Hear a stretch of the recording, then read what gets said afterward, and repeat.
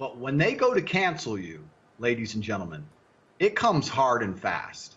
You lose your Facebook, then your Instagram, then your Gmail, then your Discord, then your website hosting, then your domain name, then your payment processor, then your bank. Then it's just like in real time, you're watching your phone and apps just exploding. Boom, boom, boom.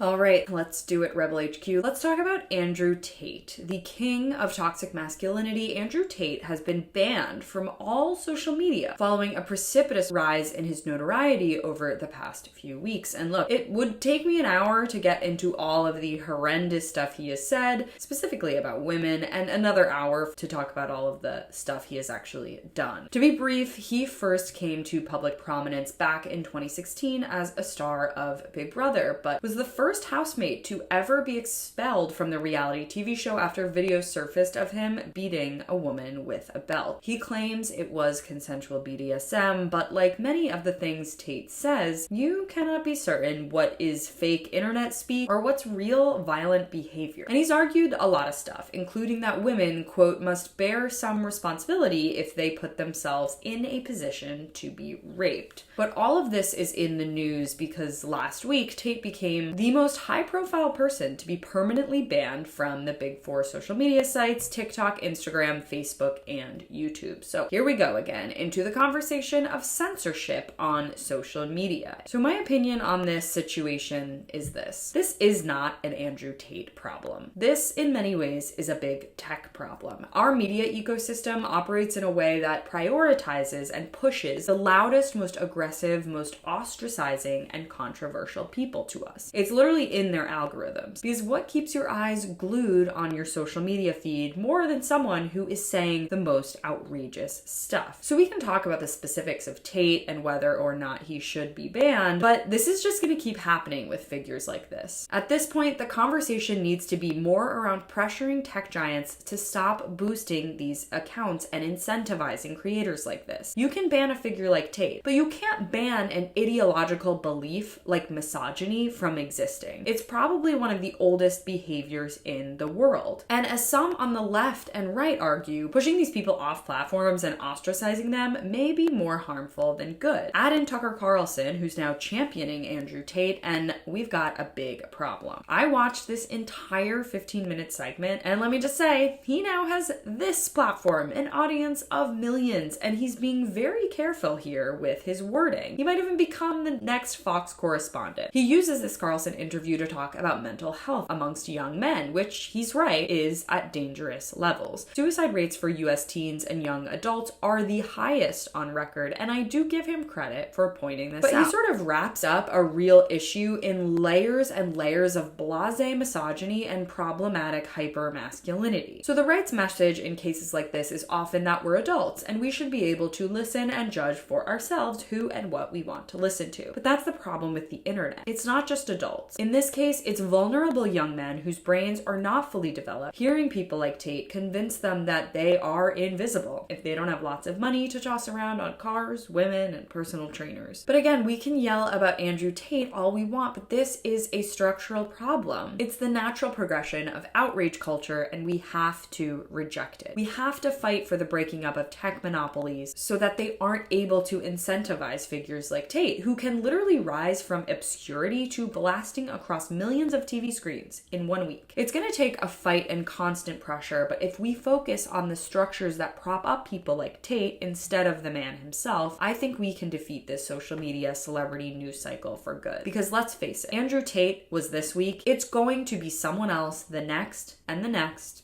and the next. Thanks so much for watching. You can follow me on all platforms at Caro Johnson 917.